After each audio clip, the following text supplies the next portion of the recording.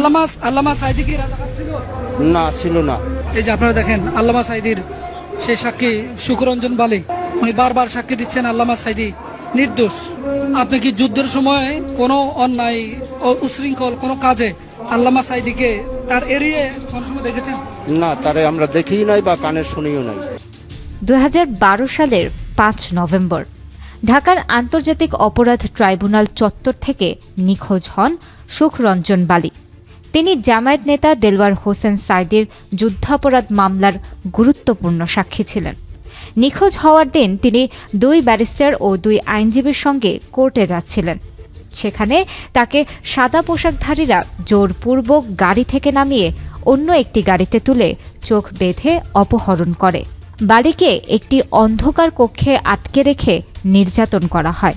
তাকে সাঈদীর বিরুদ্ধে স্বীকারোক্তি দিতে বাধ্য করার চেষ্টা করা হয়।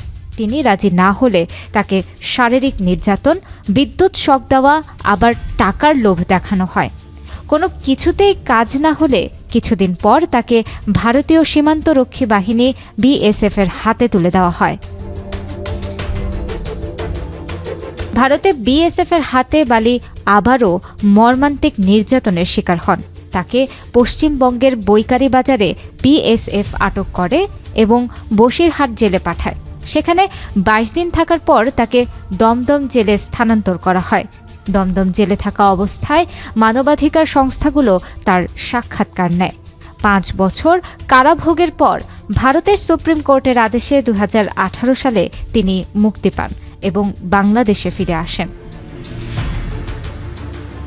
সুখরঞ্জন বালি জানিয়েছেন, মুক্তিযুদ্ধের সময় তিনি তার ভাইয়ের হত্যাকারীদের স্বচক্ষে দেখেছেন, কিন্তু সেখানে সাঈদীর উপস্থিতি ছিল না।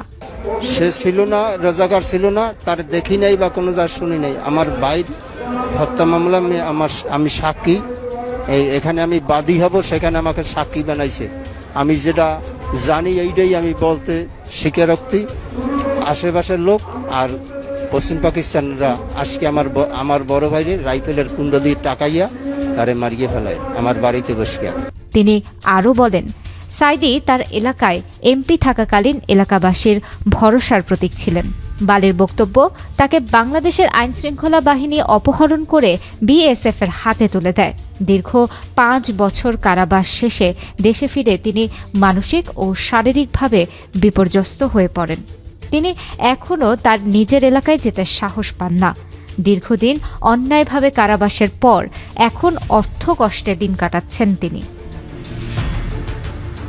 2024 সালে গঠিত গুম সংক্রান্ত তদন্ত কমিশনের প্রতিবেদন অনুযায়ী 2009 থেকে 2024 সাল পর্যন্ত 1676টি গুমের অভিযোগ জমা পড়ে। প্রতিবেদনে প্রমাণ মেলে যে এসব গুমের পেছনে তৎকালীন প্রধানমন্ত্রী শেখ হাসিনার সম্পৃক্ততা ছিল। বালির ঘটনা মানবাধিকার লঙ্ঘনের একটি মর্মস্পর্শী উদাহরণ। তিনি রাষ্ট্রের কাছে ন্যায় বিচার ও ক্ষতিপূরণ দাবি করেছেন। তৎকালীন ইংরেজি দৈনিকের রিপোর্ট এবং গুম কমিশনের প্রতিবেদন তার উপর ঘটে যাওয়া ঘটনার সত্যতা নিশ্চিত করে। দেলওয়ার হোসেন সাঈদীকে মৃত্যুদণ্ড দেওয়া হলেও আপিলের পরে তা আমৃত্যু কারাদণ্ডে রূপান্তরিত হয়। 2023 সালের 14 আগস্ট তিনি কারাগারে অসুস্থ হয়ে পড়েন। পরে তাকে PG হাসপাতালে আনা হয় এবং সেখানে তিনি জীবনের শেষ নিঃশ্বাস ত্যাগ করেন।